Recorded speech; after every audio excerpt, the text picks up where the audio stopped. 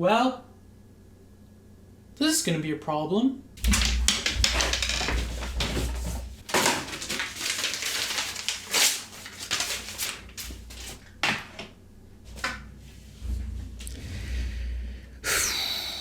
You're just gonna have to pretend all that stuff up there isn't on there.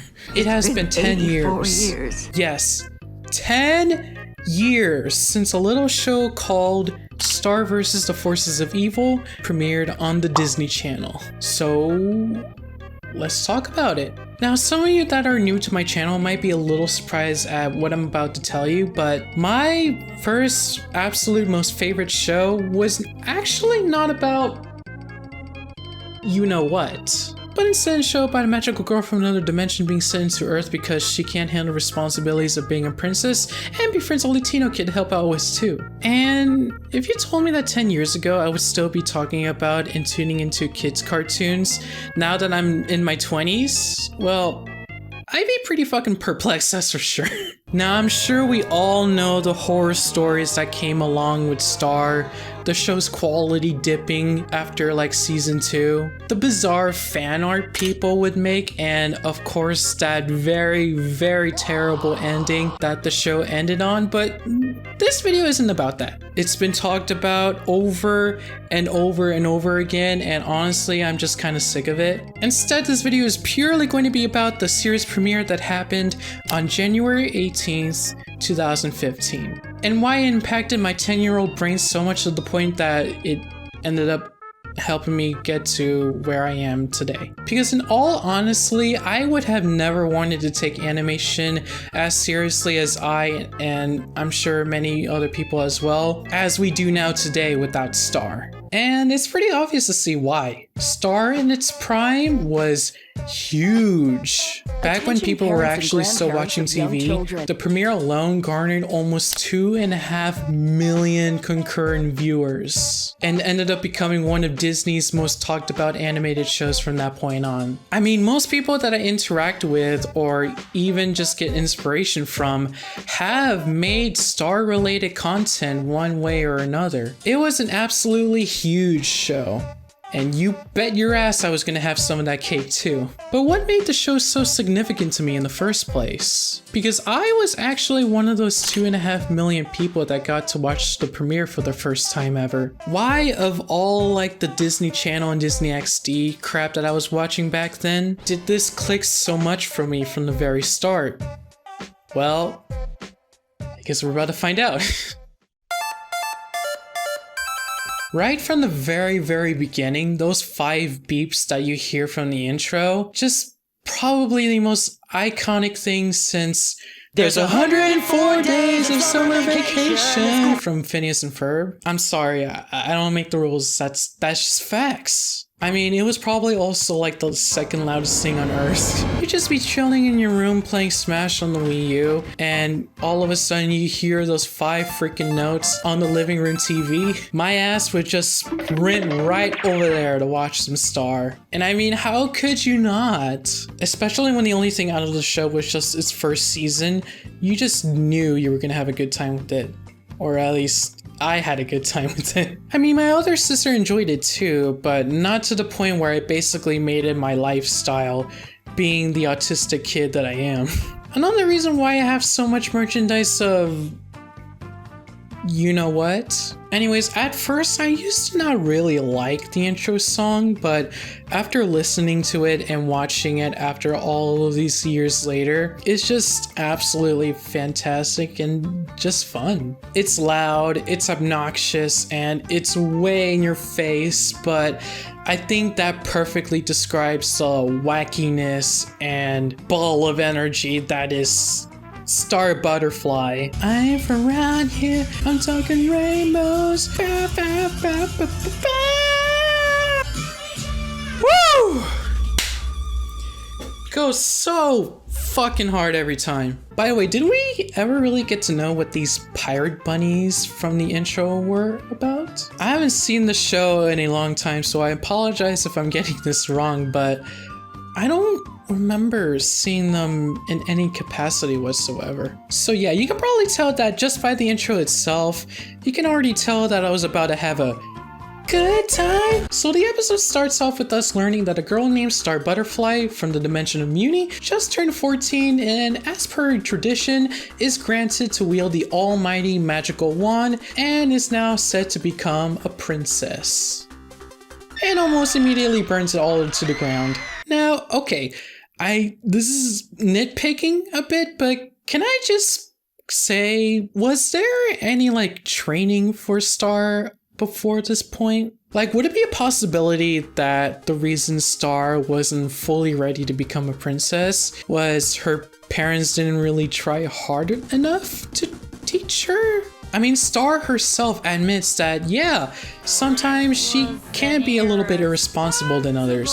So in hindsight, maybe it wasn't the best idea to give a kid who acts like they're on crack all the time this much power to begin with. But whatever, it's funny, so who cares? So as punishment, Star is sent to Earth as a form of rehabilitation to get her act together before returning to Muni. Then who was flickering the lights?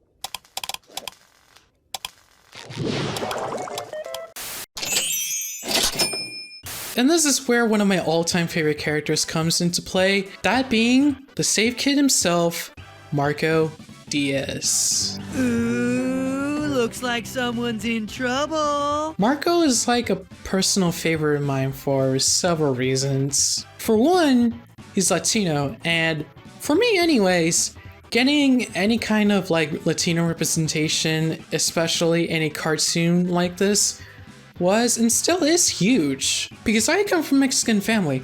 I know what a Latino family looks like. And for that part of Marco at least, I think they managed to pull that off really, really well in the show. He felt like someone who I can genuinely relate to and hang out with. I mean, bro is literally a Latino living in Echo Creek, and Echo Creek has been confirmed to take place somewhere in LA.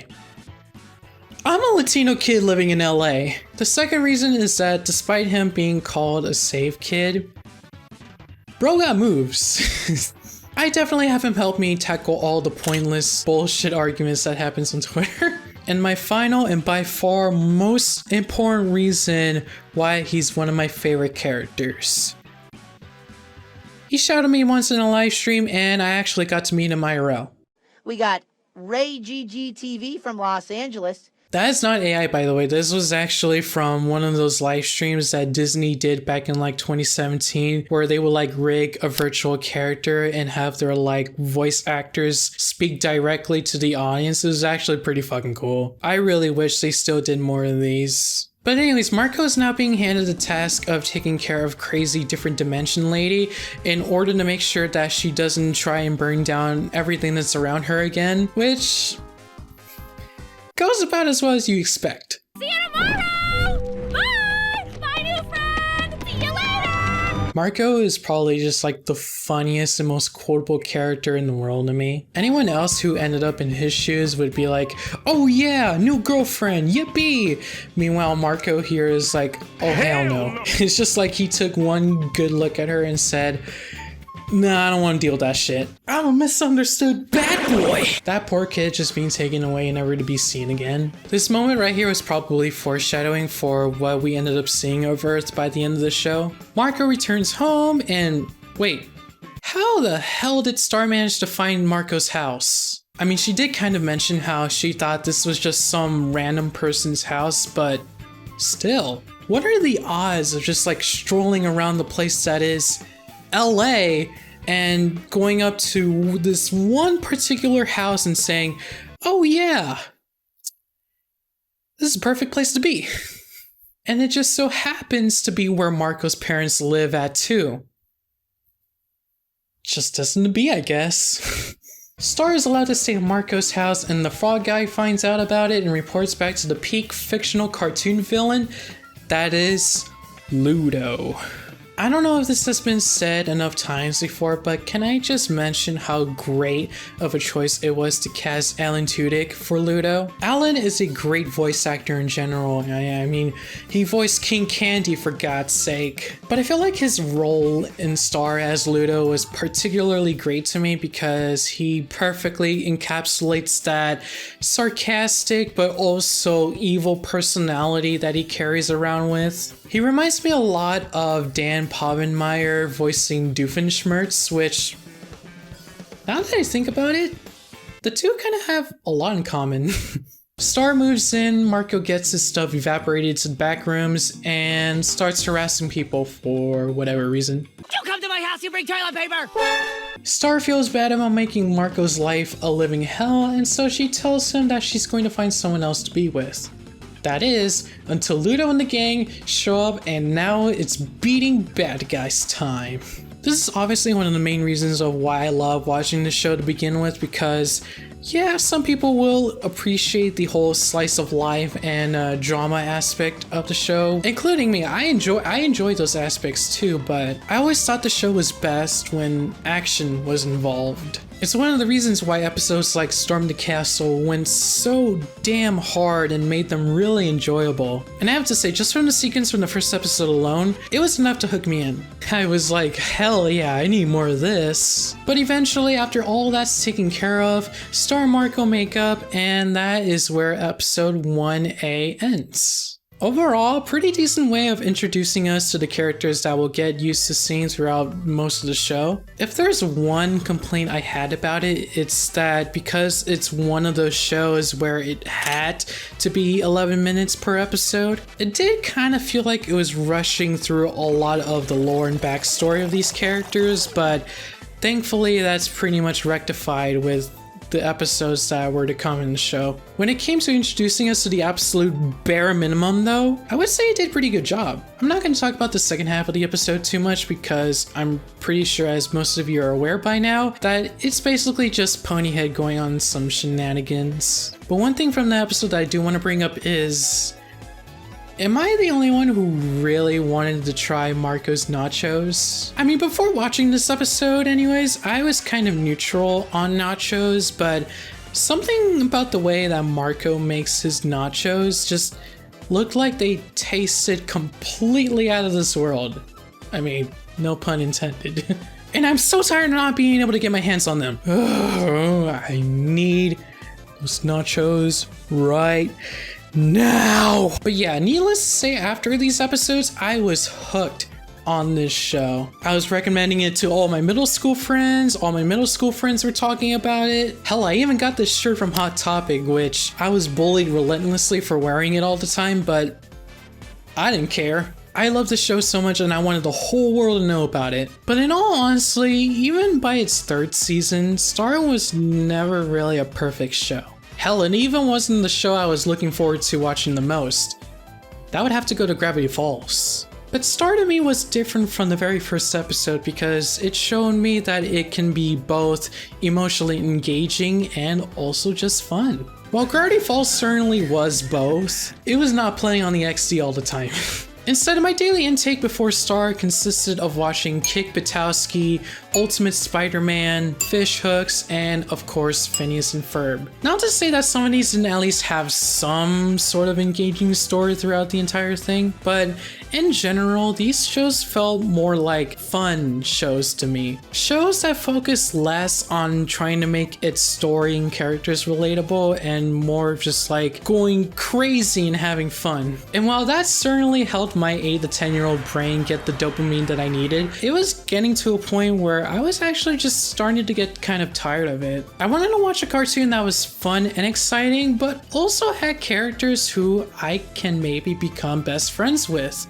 And that show to me was Star vs. the Forces of Evil. Star and Marco are some of my favorite animated characters ever, and yeah, I know that even back then I knew that people were trying to make Starco a thing. My 10-year-old ass still had the biggest crush on Star, and I was willing to train Black Belt Ninjutsu against Marco for her.